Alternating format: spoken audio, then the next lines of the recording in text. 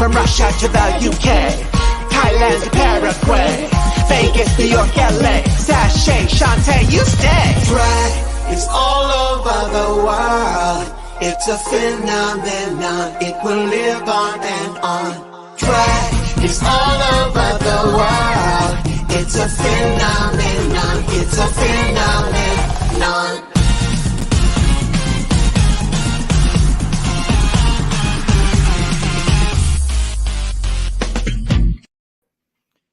And we are live. Hello, everybody, and welcome to Drag Talk.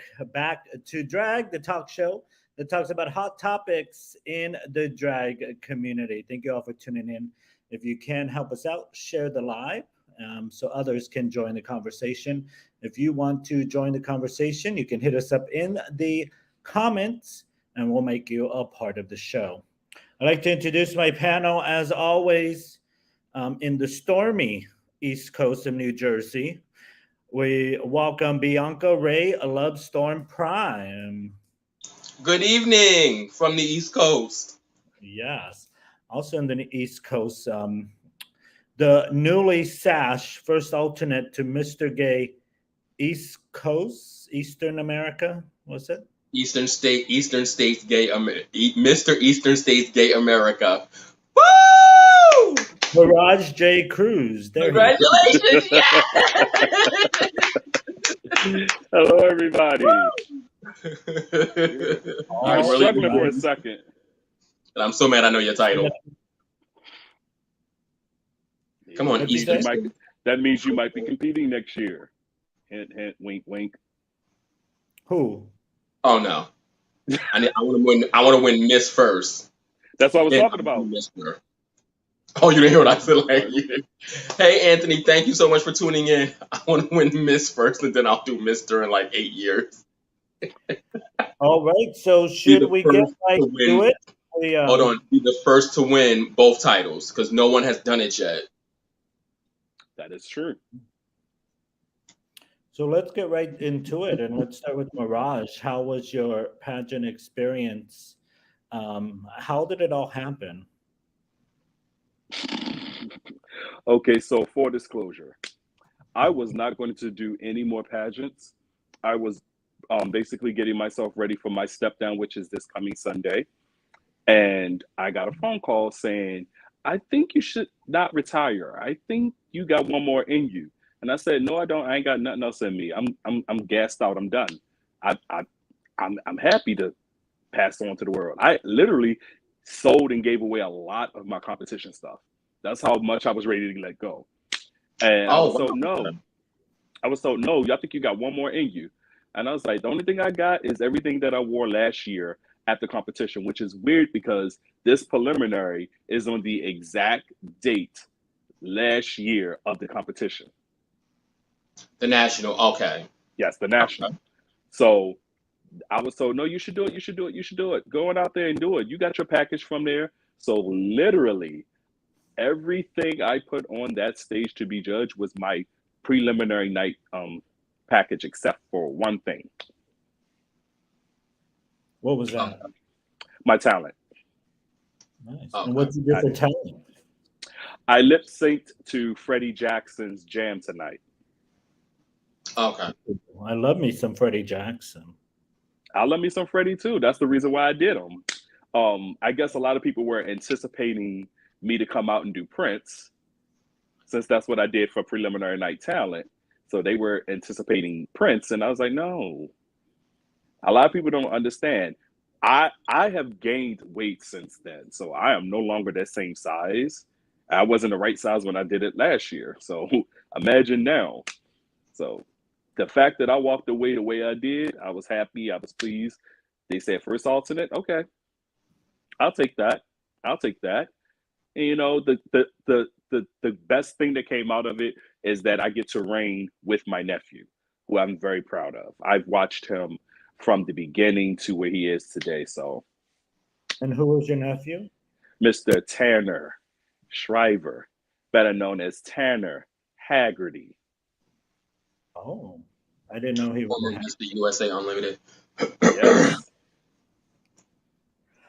All right. Well, congratulations. I mean, maybe we'll take the show on the road to Las Vegas, and we'll go cheer you Hey, on.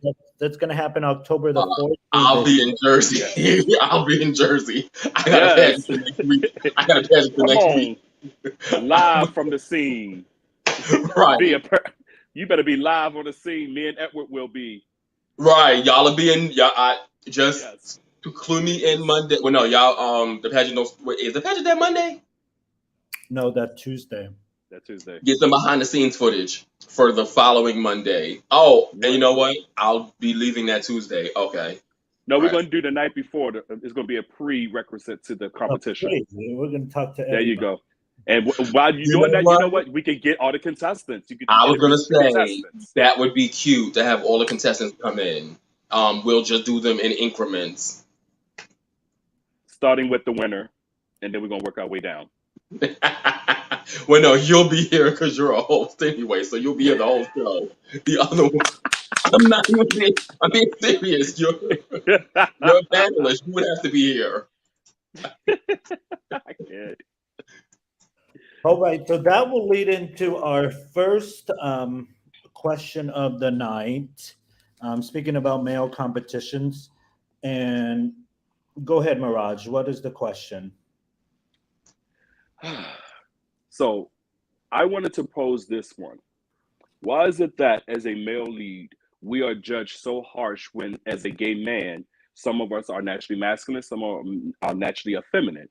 So when a naturally effeminate man competes, he's being critiqued so hard for his femininity, and sometimes points are deducted in the modeling portion of the categories because of his effeminate walk. But yet, when it comes to our counterpart queens that walk like, as we used to say, truck drivers, it's not the same process. All right. Well, let's start. Bianca, Yeah, I have no idea. Wait, I can't stop laughing because it's a truck driver for me.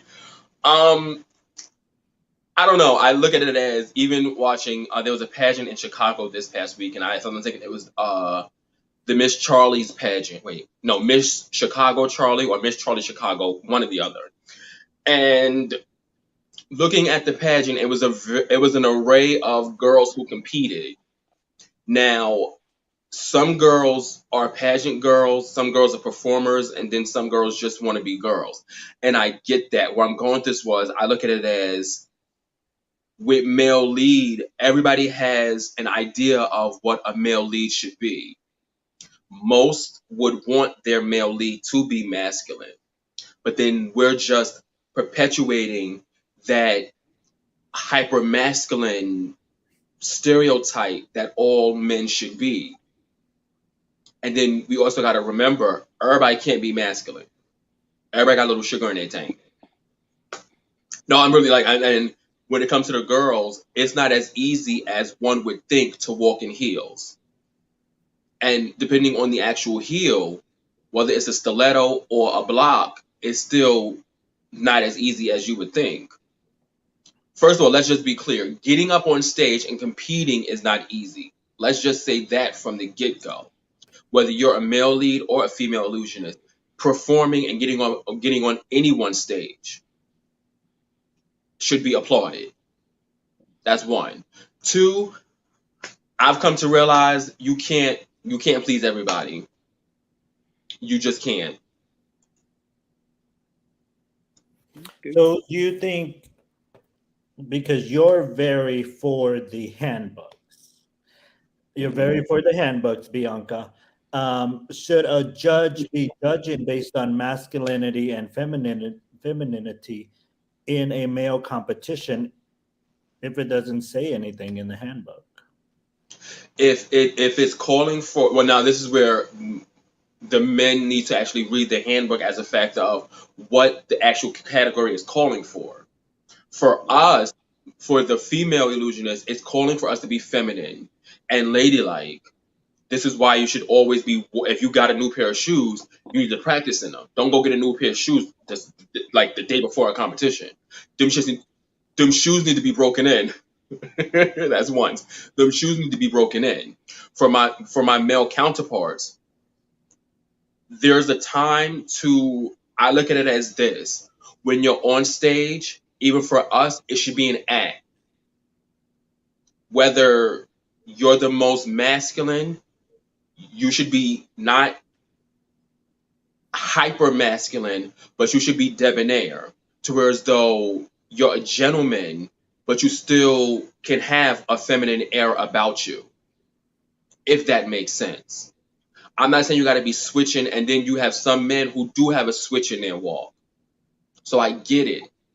But in some instances, it should be an act or giving a male lead that you want to be the male to be able to lead. As opposed to, even for us, we have to be a female illusion. We should be giving the illusion of a female.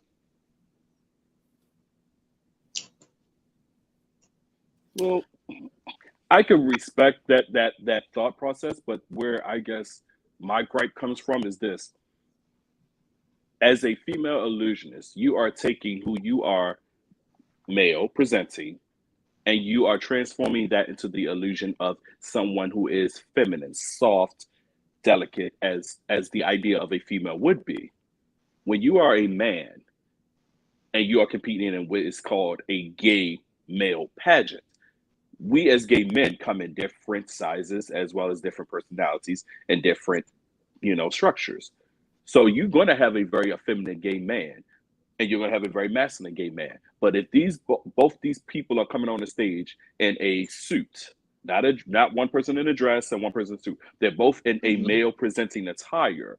Why is it that because the one who's more feminine, who has a switch in their hip, can get hit on the modeling subcategory of that category, but in the reverse, for a queen, if she can't walk as feminine as other girls in the heels, she don't get hit.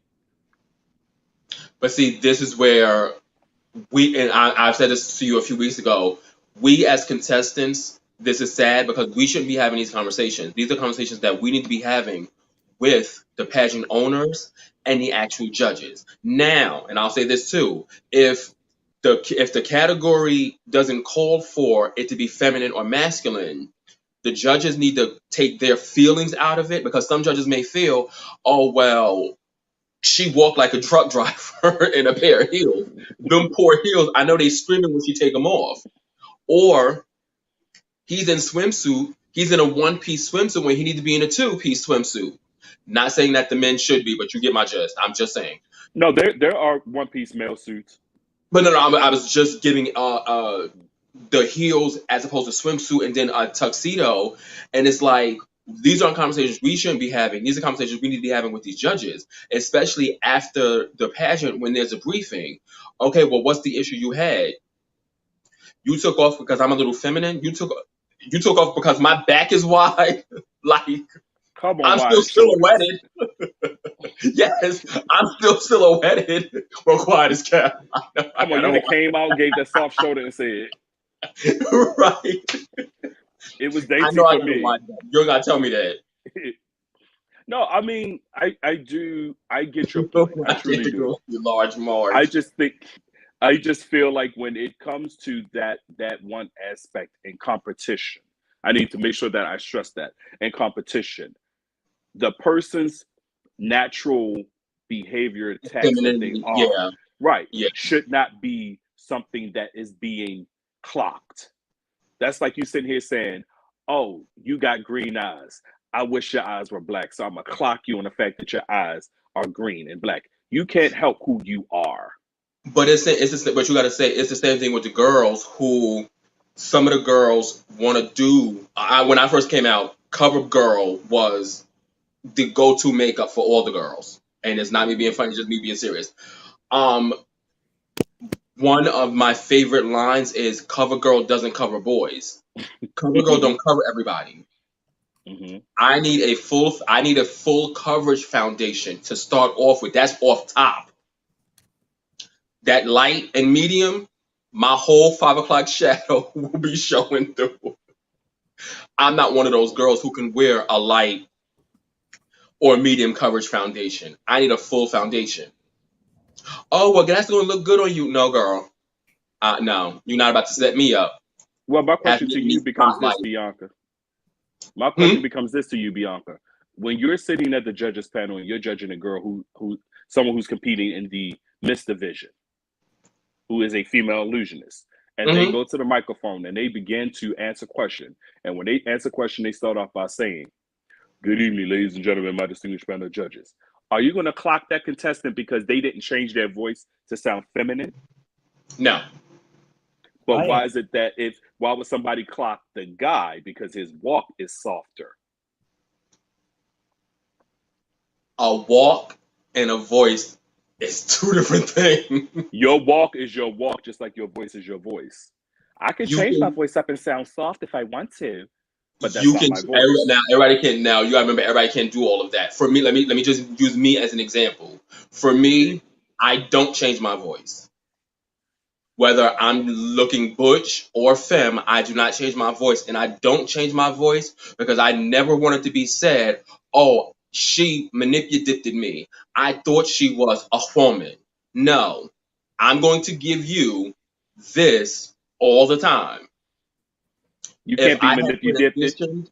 If I had transitioned, yes, I would have been working on my voice as a factor of, okay, I need to sound like this, which is a lady 24/7. Me having both energies, which is male and feminine energy. If I'm femme right now, you're going to get, it might be a little low, it might be a little higher, but it's not going to be that truly effeminate voice. And you got to understand too, you have some men who have lighter voices who are male lead. Well, not lighter, I mean higher voices who are male leads. Are they getting on the microphone and being a baritone going, shoo? Oh, I was Luther right there. I had a Luther moment. R.I.P. to the homie. I was Luther. No. But the conversation, I'm an idiot. These are conversations. These are conversations we need to be having with the judges as well as the pageant promoters. And also, it starts with us. Read the description of the category, because for us it does say evening gown. We should be feminine. We should be ladylike. If the gown should be full length and things like that. Well, I do see that in a lot of handbooks for the female description of evening gown. What I don't see in the description for misters, and maybe I'm not seeing them on certain pageants, I don't see in the modeling description that you must walk masculine. I don't see it. So when you clock someone on it, if it's not in the handbook, why is you justifying clocking him?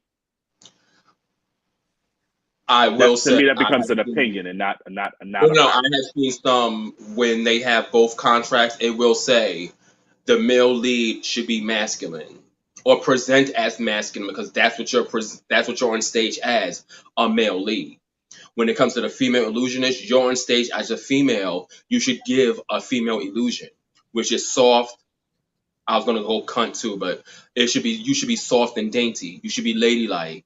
You should take your time. For me, you got to emote, enjoy the moment. And you have some male leads who honestly want to emote and enjoy the moment, but they have to remember they're a male lead. Male leads should have you should be walking like you got to stick up your butt, but your shoulders should be back. They should be broad. It is what it is. Like, Edward, if you have shoulders, like. Well, anytime for me, for a male competition, whether gay or straight, I expect them to be masculine. Am I going to clock them if they're feminine or they're walking feminine? Probably not, because it is a gay pageant, but that's just like a personal preference. So I'm not going to put my personal preference in it. If they're walking feminine, I'm not going to clock them any points. That's just how I would judge a category of modeling. I need you to judge my next competition, then. I want Edward on my panel. Right. It comes in because a lot of times, if you look at a lot of us male performers, there are some of us who are very effeminate performers. And that's no disrespect to them or no slight to them. There are some that are very effeminate, and I love them. But then they go to a competition, and now they're trying so hard to exude masculinity that it looks odd and awkward. And then we have to tell them, no, be your true self. Don't try to be who you think you need to be for this pageant. Right. And then when they go be themselves, and it's like, well, y'all told me last year when I was that I need to be this, so I became that, and y'all say no, be your authentic self. I come back as my authentic self, and y'all still copy me. Which one is it? And Bianca, I'm sure you understand where I'm coming from when they tell you, oh, this is the standard they're looking for, and you try to abide by it, and then they say, well, we want it ByancaRaye. We don't want what you think we want. So you go in there and you give them you unapologetically you, and you're proud of what you did because that's what you did. And they say, we kind of wish you would have did this a little bit more like, or took that. So it's like, what do you want? Either you want me, or you want what you think should be me. My thing now is going into interview and just in life in general. This is my authentic. This is my authentic self. Whether it's butch or femme, when I need to be femme, I know to show up as a lady. I get that part. Now, if I show up and you're like, okay, well, we don't like you like this, and you don't like me in drag, then baby, you don't want me, because I'm not, and that was another thing, I'm not losing weight. I'm like 200 pounds now. I've been 140 and 150. That was not healthy. We need you thinner. Yeah, no, I'm good. We need you less buff. Well, we really gonna have a problem because I like food, I like fitness, and I like fashion. I like food too. It's not gonna work. I get it. The first time, well, we want you to do A, B, and C. The score sheets.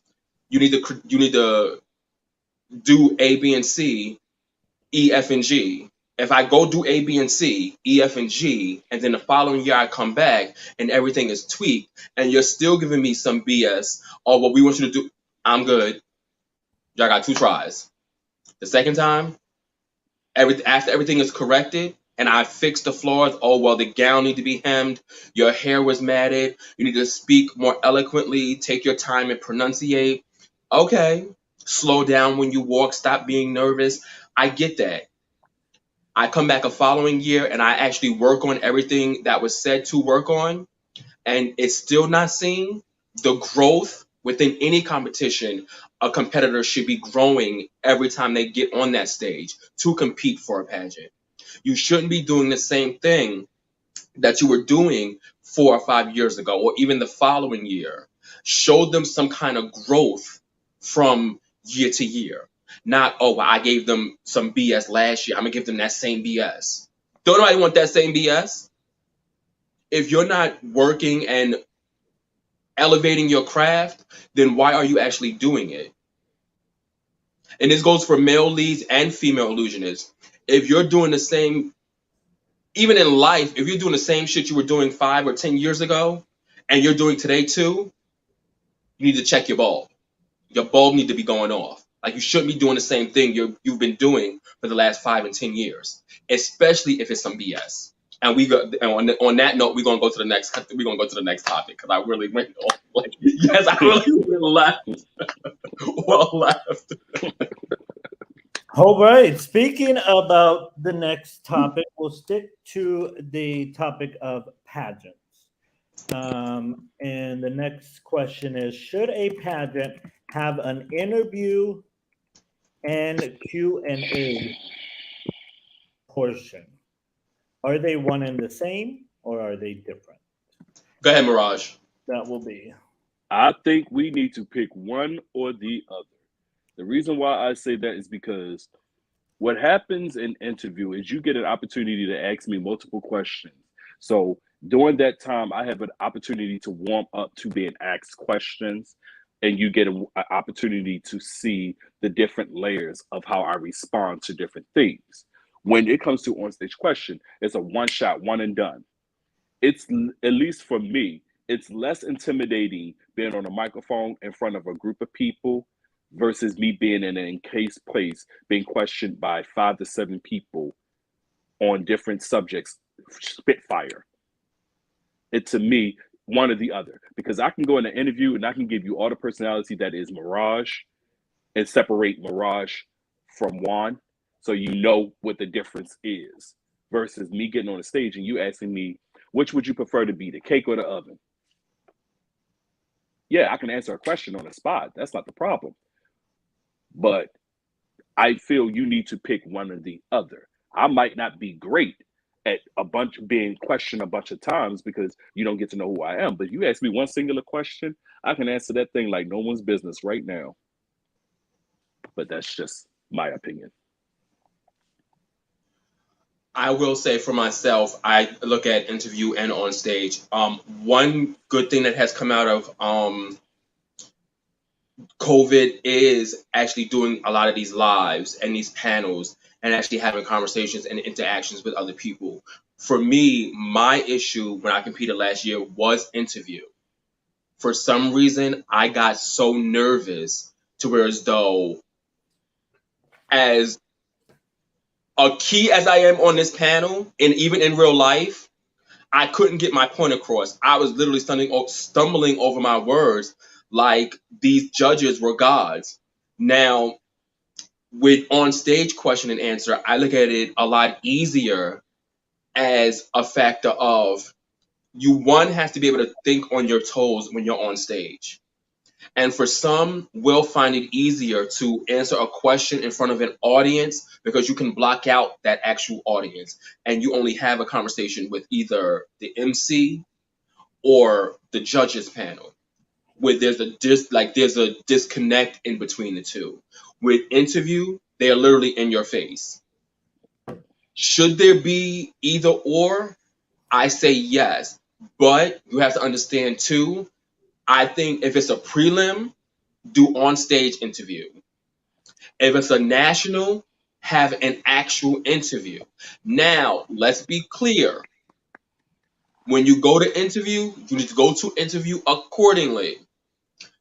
Even like I've been molded to where as though the pageant starts at registration. When you go to registration, you should be ready to look like you're going into interview.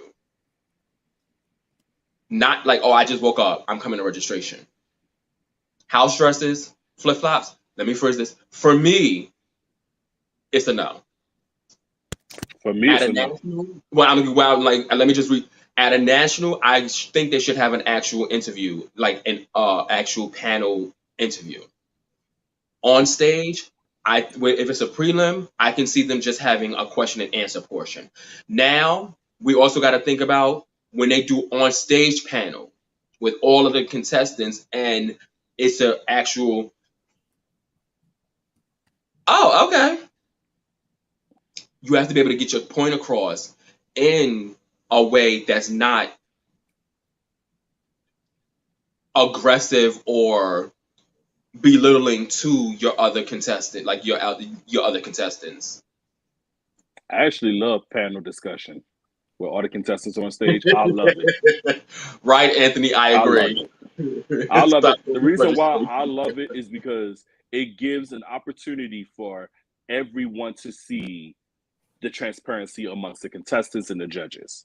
If I'm sitting here with 3 other guys and you give us all the same question, you can get 3 different intakes of that same question.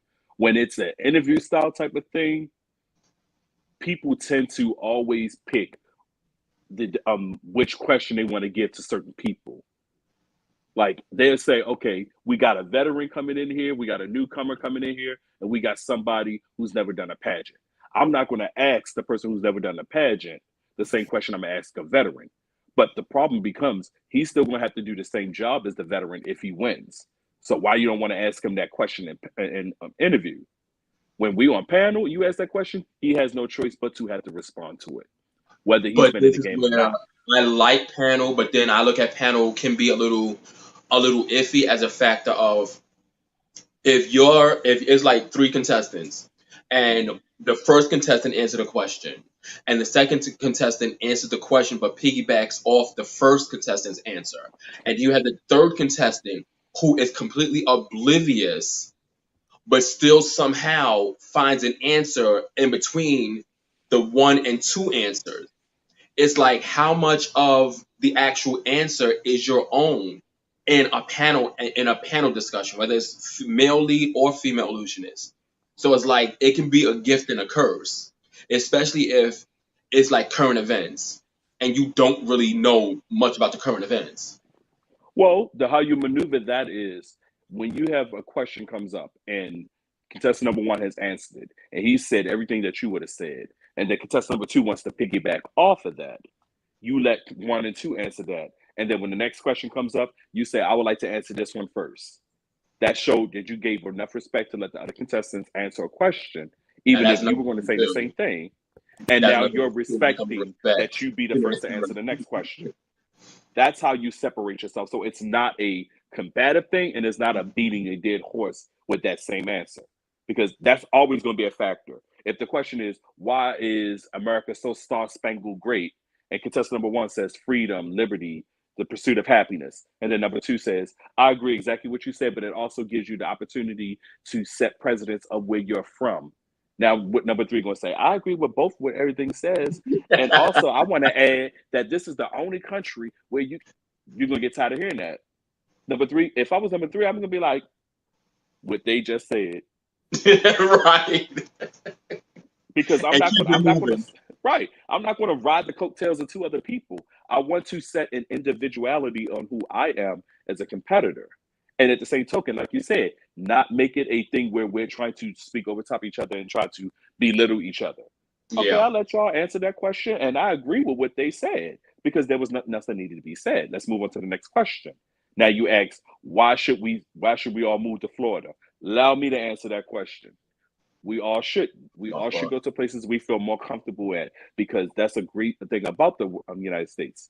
Some people are more winter people like myself, so we tend to live more northeast. Some people are more southern, so that's why we have the South states. Some people are more of the, I need to be by a beach. That's why we have the West Coast.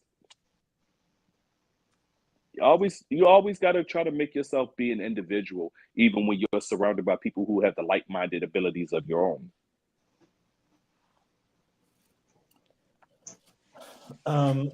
As far as for me, in response to the question,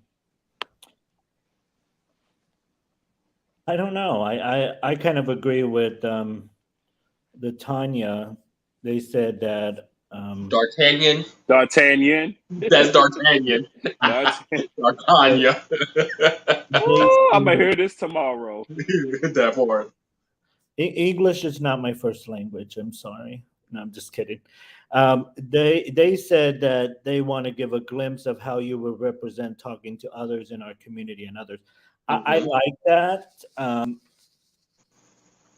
I like that, and I like interview as well. Well, that's what I said. If it's a prelim, I can see them doing interview like on stage question. If it's a national, I can see them doing an actual interview category. They very seldomly do interview and Q&A at a national. They do at America all the time. America does it. United States does it. They do? Mm-hmm. Oh, yeah, I didn't notice that. Oh, okay. Continental does it. If we had to get rid of one, I would get rid of interview. Let them talk in front of the judges. Ask them your interview question in front of the audience and the judges. Right on. Since we do everything else in front of the judges. Oh, they do. Okay, Anthony. I didn't realize that. That's a lot going on. What did Anthony say? Anthony. No, AAG does both too. Yeah. On stage and on stage Q&A, question and response, and then interview as well. Renaissance does interview and panel discussion. Mm-hmm. Oh, wow. Any final thoughts on this one before we move on to our next topic, our final topic of discussion? All right.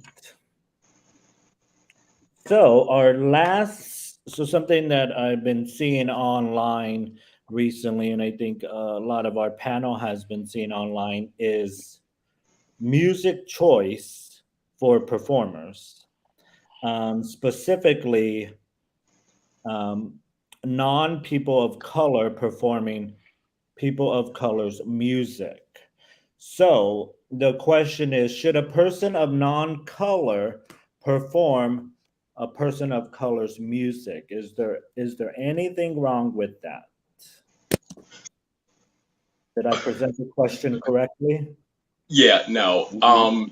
The question stated in reference to Beyonce has one of the biggest Beyonce has an album out, and you have people of the Caucasian persuasion who wants to do Beyonce's album or just Beyonce's music in general. And the issue came up about them actually being able to do a Beyonce song. My thing is, I don't have a problem with anybody doing any music by any artist. Now, it's the way you do that song or songs per se. If you're presenting yourself as yourself and doing the song, great. Now, if you are of a light skin complexion, and let me phrase it, if you are Caucasian and you are light skinned and you actually go paint darker than your natural skin tone to do Beyonce, I have a problem with that. That is what they would be calling blackface. If you're painting regularly and you're doing a Beyonce song, I don't have a problem with that. Because ain't nobody gonna tell me I can't do an Adele song. I love me some Roller in the Deep. I love me some Rumor Has It. So you're I love me some Hello. So you're okay with people of non-color performing people of color's music as long as they're not doing a blackface. Yeah. Is that correct? What about you, Mirage? Bianca wanted to say something. I'm gonna let her finish before. No, go ahead. I know the last part of what I was gonna say. I know the last part. Go ahead. You sure? I was gonna let you finish. No, go ahead. Go ahead. Okay. So I agree with Bianca and the pretenses of, as long as you're doing it as you and not trying to do the image of the person. I wanna take a little bit of a turn for a second. Still on the subject, but a little bit of a turn. I think the problem becomes when you look at some songs that are hot at this time. It tends to be more of someone of color. So it becomes a thing where, okay, the most hot song right now is someone who, i.e., is Beyonce. So I'm assuming that every queen, especially who's a dancing queen, is going to want to do whatever song that is because it's Beyonce. The problematic part is when you're trying to give the Beyonce illusion versus being you. There is a difference. It's called like when singers sing another person's song and they do it in their own take. It's called a cover. You don't go out there and try to be that person. It's the same thing with, at least from my opinion, for drag. If you are a person of non-color and you decide, okay, I'm going to go out there and I'm going to do Janet Jackson, then I expect to see Rudy Ray Baker go out there and do a Janet Jackson song, not Ruby Ray go out there trying to be Janet Jackson, because that's when it becomes very insulting and discriminatory. It's a whole list of things that it becomes, and very problematic, because you think, oh, I could do the illusion of this person. I'm just going to put a darker foundation on and get a kinkier wig, and now I can give that illusion. You don't see how insulting that is, because I don't know about you guys, but I've never seen a person of color, especially of a darker hue, say, okay, well, I want to go out there and I want to do Celine Dion. So I'm going to get the lightest foundation I can possibly find and a blonde, straight bun wig. And I'm going to stand on the side and act like I'm on the Titanic and sing My Heart Will Go On. You're not going to see that. You'll see a black girl with a lovely ball gown, pretty hair, her foundation, and looking like herself, still doing the song because it's a tribute, a cover, not an illusion. So when Beyonce, I'm Bianca, if I'm misquoting you, please correct me. No, you're right. When you go out there and you think that it's okay as a non-person of color to do Beyonce and paint yourself different and don't see how insulting that is where the problem becomes. Yep, I don't have a problem as long as they don't change their aesthetic, of course. With Hold on. My second part of what I was going to say is, I'm going to cut you off, Edward, is it also comes down to clothing too. Could you elaborate? As a factor of, I can see you doing Beyonce in just a black ensemble, like something simple. When you're like, say if you want to do the Lion King, Tina Turner's version, or Diana Ross's version, and you want to get into the actual the African attire, that could be looked at as cultural appropriation. There's a fine line to where as though something can be looked at as, oh, I'm doing a tribute to someone, and then it can also be looked at as you're trying to take something away from a complete culture. Mm-hmm. Tributing someone is, I'm doing the song as I think they would approve me doing it. Not me literally being this complexion and getting a lighter foundation and literally putting on a Celine Dion gown. Well, I can put on the gown. Let me take that back. I can get the gown recreated. But if it's a regular gown, I can get the gown recreated, but present Celine in my actual skin tone. Not going and getting a whole light makeup and wanting to impersonate Celine. I can see how, and let's just say this, not just Celine, any artist who isn't, for me, of African descent. Like me wanting to be like, okay, Celia Cruz would be a great example, but she's actually on the darker side. Me wanting to do Gloria Estefan, girl, you pushing it. Like, no. You can do a little conga, a little 1, 2, 3, but bitch, don't go out there painting like you're light. You're not that girl. You're not light skinned. You can't do that. Well, I think the difference in that is, one is you are a person of color trying to paint to be someone of not of color, being Caucasian, versus you are being a person of color just trying to paint a lighter hue. That's when it becomes a colorism issue. Well, for Celia, it would be fine because Celia, God rest her soul, she was a great Yes. singer. She was a little like she's a salsa singer. She was. I want to say she was. I honestly think she was my complexion. If memory serves correct, she was my complexion. She was on the darker side. When it comes to Gloria is on the lighter side. So I can see Gloria is light. Compared to Celia, Gloria was light. Well, Gloria is light because she's still here.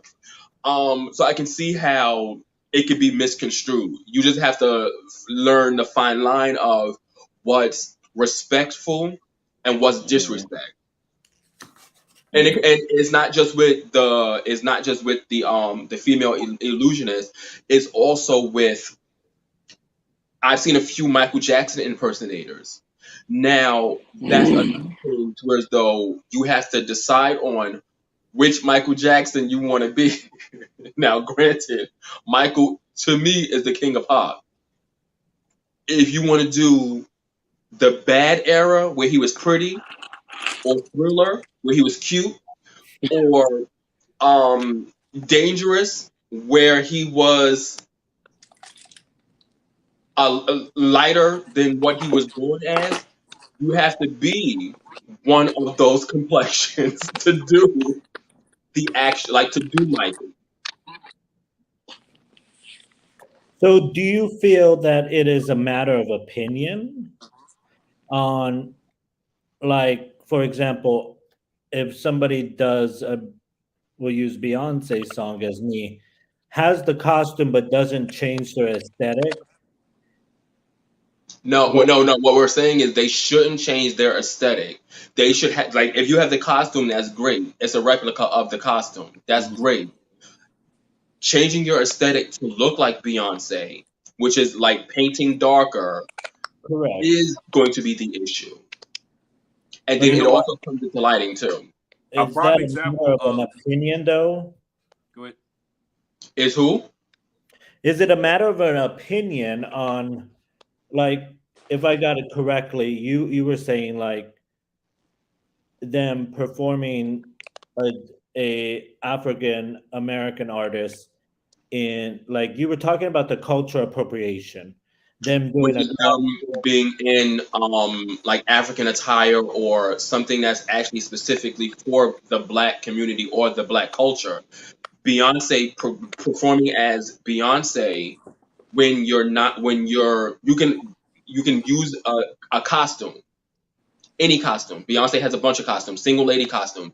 That's fine, but we know there's a specific. Let me phrase that. Most people should know there's a specific print that's synonymous with the African American community. We know that when we see that print, we know what it represents. got it. Mirage, anything else to say?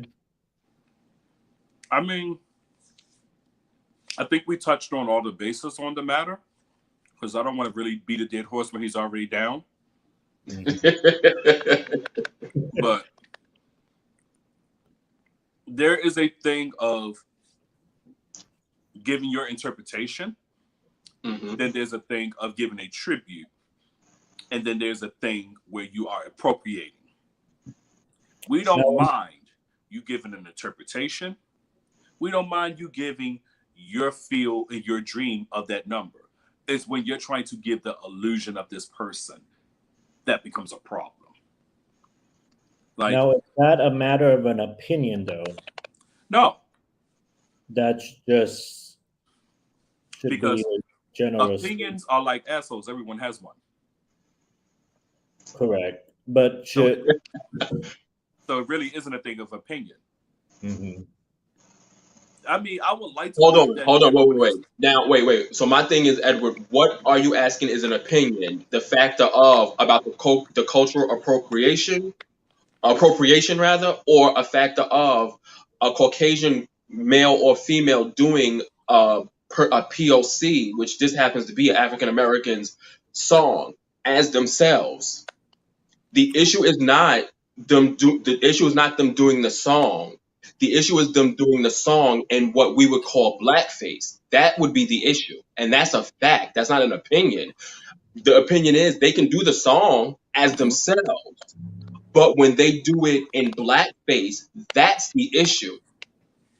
Yeah, Mhm. I'm not talking about that. I guess I'm talking about like what you were mentioning, um, The attire, the attire. that If there's an attire that represents a certain culture, and there some, hold on. There is an attire like green. There Each culture has a specific attire that represents them. correct. So you're saying that somebody who is not of that culture should not wear that attire. No, they should not. Okay. Doing a tribute, I don't hold know on, if I can doing a follow that. tribute for culturally, not representing if Beyonce, Gladys, or whoever had on an actual outfit, a gown per se, that's not a specific culture. That's that artist's gown. Mhm. A few years ago, Celine Dion had this white backless tuxedo on. Mhm.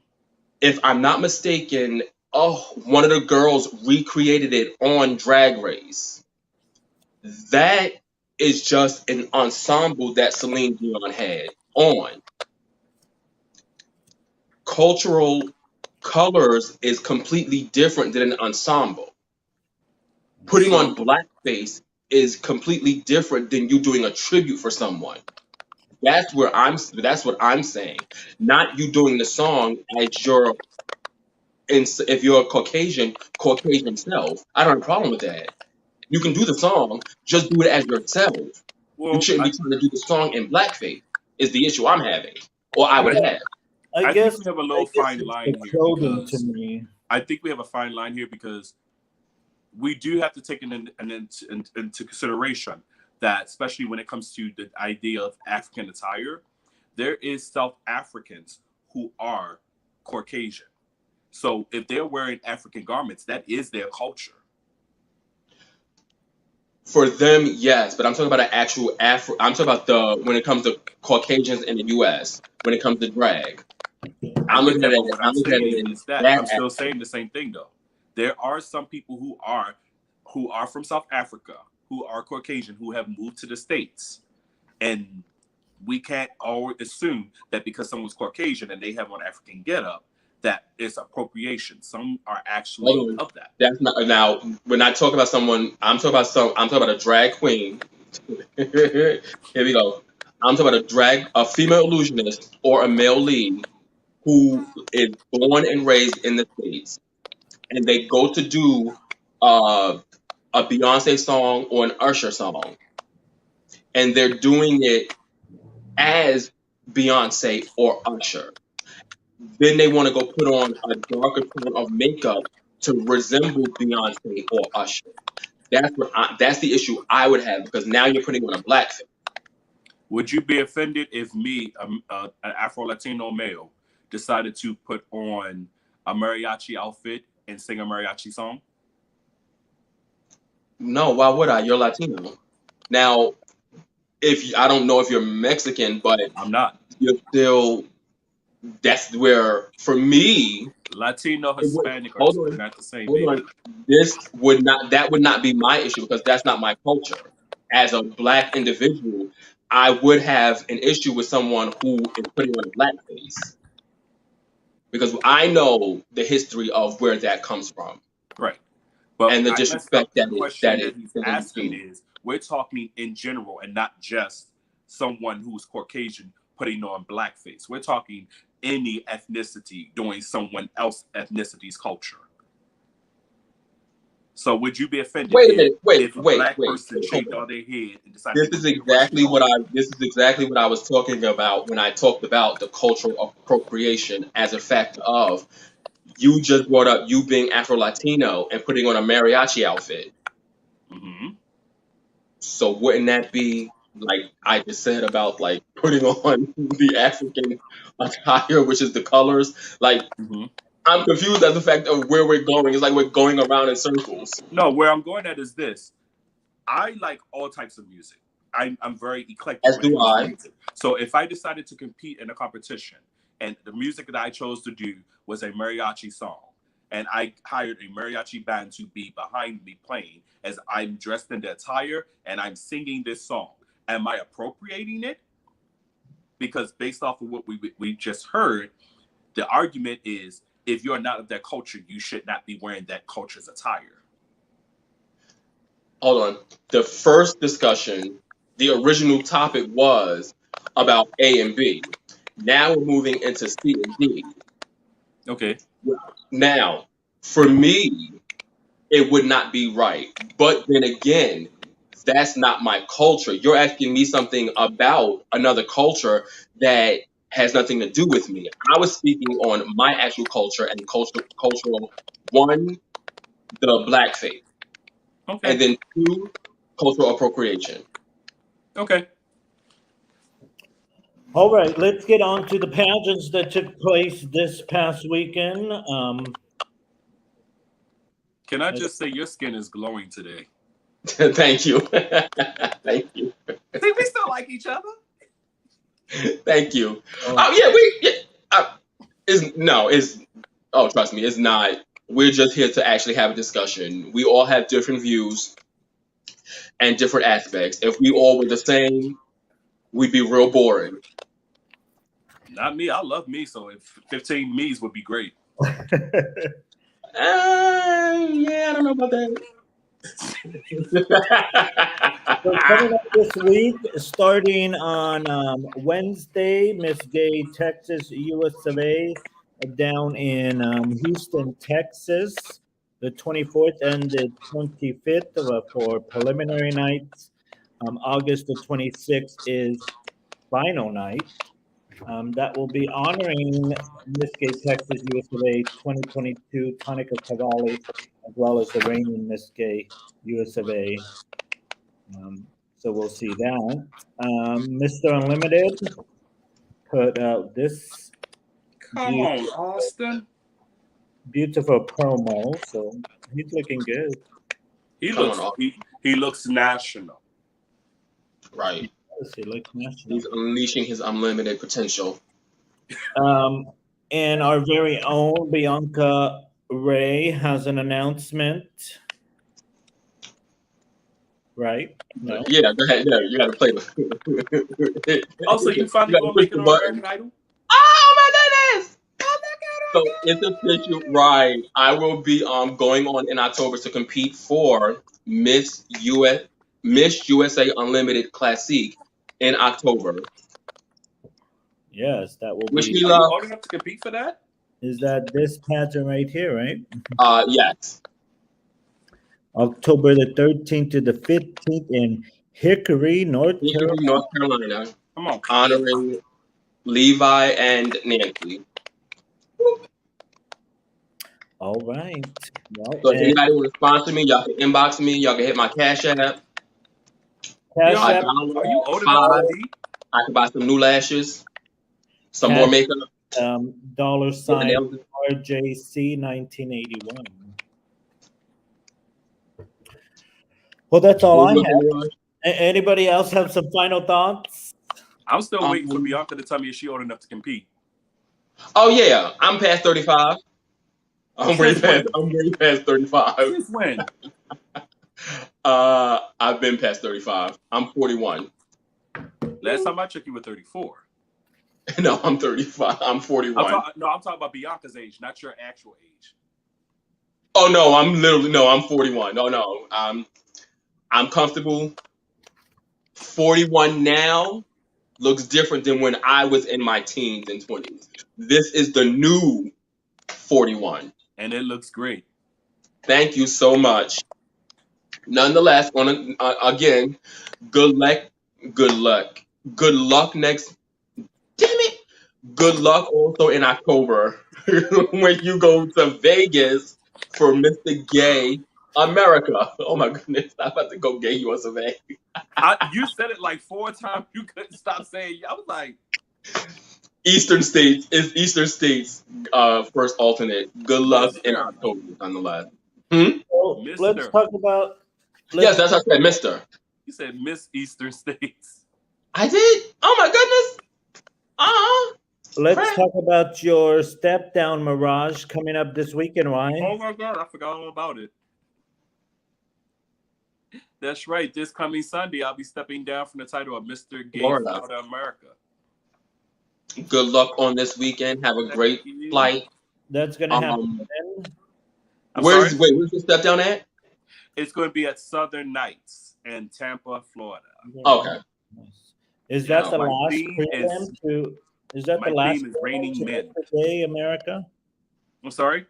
Is that the last prelim to Mr. Gay America, or do they still have more? I believe I am the last prelim. I do too. I believe you are too. I believe I am the last prelim. Hey, they say the best for last. That will put what, 20 competitors? No, that'll put us at 22, I believe. Actually, it looks like Mr. Gay Nevada America, September the 8th. I forgot about Nevada. So that's the last preliminary. Yeah, the website's not. Yeah. So let's see.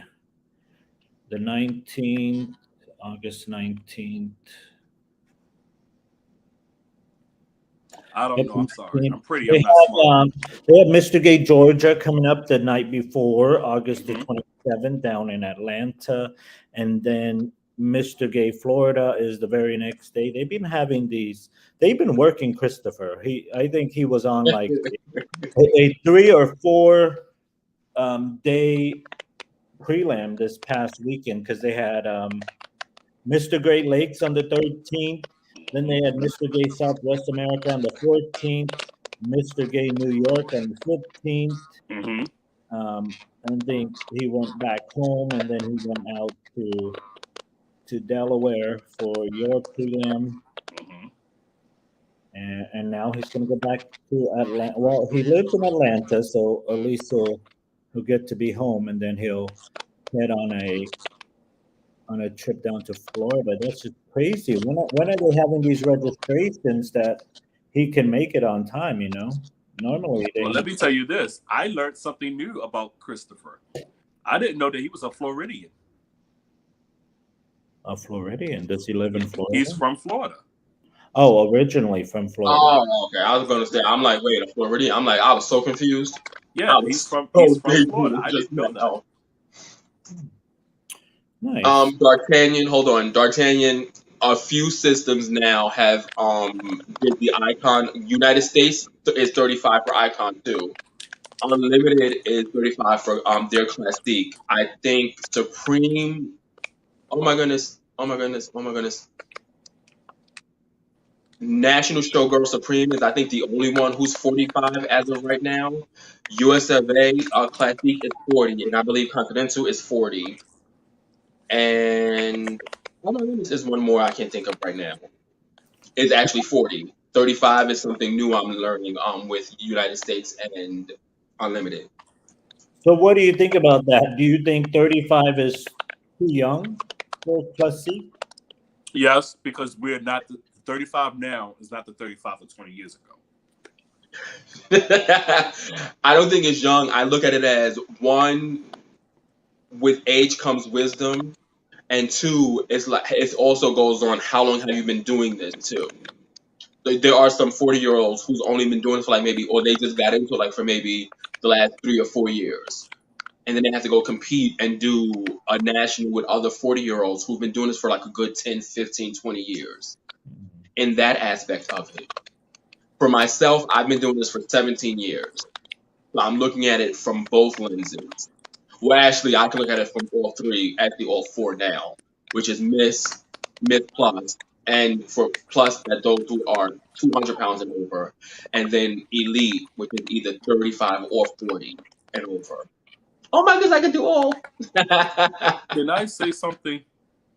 Mm-hmm. Go ahead. I think we might have spoke about this before, but I don't know. I think there should be a cutoff on how many years you can compete in the newcomer division. But see, the funniest thing is, let me phrase that. Let me take that back. Let me speak for myself.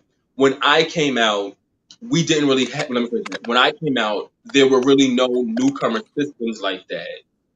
It was like maybe one or two, and after like maybe your third or fourth try, and when you win, you could only do that system. That's it. There was no like 5 and 6 and 7 and 8 newcomer systems. It's a lot more saturated. Well, actually, pageantry is a lot more saturated now than it has ever been, which could be a good thing and a bad thing. Because if I don't win Mr. Gay America, I'm gonna do Mr. Back Alley Swamp. No, we're gonna do Mr. You're gonna do Mr. StreamYard, and I'm gonna do Miss. Okay, I'll do it. Let's do it. No, we're gonna do Flush. We're gonna do Flush. So Mirage, are you saying like an age cutoff? I don't think it should be an age cutoff. I do believe it should Or be like an experience years cutoff. doing drag? No, it should be an experience cutoff. If you've competed in a newcomer system 4 years, at that point you are not a newcomer. You have experienced enough in the pageant field that US of A gives the newcomers 3 tries. Yeah, US of A newcomer gives the Miss 3 tries. Especially if you won 3 newcomer titles, baby, why are you still in the newcomer system? Yeah, Miss Gay US of A newcomer, I think, has it right. They give you 3 tries. But then I look at a lot of these newcomers, and they're spending just as much money as the Miss and the Misters. They're putting up great talents and garments that literally rivals the Miss and Misters. Now, it also can be said too, when you have a newcomer that steps up and they should win, but they don't because a veteran or someone who has a name is competing, I can see how it can be okay, I don't want to step up because if I compete against so and so, I may not win. But like we always say, anyone can have a bad night when it comes to competing. And if you study worried about what veteran going to do a system, baby, then you ain't gonna never lead the newcomer. That part. But then, in general, some people get comfortable, whether it's plus, Miss, Mr., Mr. Plus, Mr. Classy. Some people get comfortable in their respected Which is divisions. I'm about to the go only division I have not done has been, you know what? Can't even do that. I've done every division except for newcomer. Right. Mr. Right. I've done one Mister. I've done at large, one at large. Mm-hmm. I did the Empire Classique. Oh, you have been in each division. Yes, and you can't go back to newcomer because you've already been an national title holder, so you can't go back. I couldn't do newcomer back in 2005. There weren't that many. I was going to say there weren't that many. Go back after you place top 5 at any national, you can't go back to newcomer. Well, back then you had to step up. Right now, no, baby, you here now. I think that's when the newcomers started coming out. Was around that time. They was like, no, you out here with the big fish. You can't go back to that pond. But baby, had I got to do newcomer, I'll probably still be there. Still be there. All right. Any final thoughts? Final thoughts? Yeah. My final thought is, Bianca, I love you in this light. I would love to see you in a darker color shirt to really accent. Oh, you mean in general? Okay. Mind you, my shirt is pink. Again, I would like to see you in a darker color. Oh, no. No, gotta make all of this pop. It might be my ring light might be too bright too. Nonetheless, thank you so much. My final thought is always stay your authentic self, whether they try to convince you to be something you're not. Stay true to who you are. My final thoughts is be nice to everyone. My final thought is we've had a lot of great conversations on tonight. If you don't know, it's always best to ask a question from someone. Don't just assume. We're in 2022. Just ask the questions to start a conversation. That's it. And lastly, I have a pageant that I'm getting ready for. That is still going to be my hashtag. Nonetheless, have a great night. Thank you all for tuning in with us, and we'll see you on next Monday. Right. D'Artagnan said he spelled his name. For messing up his name. Respect on his name. He said he forgives you. Have a good night, everyone. All right.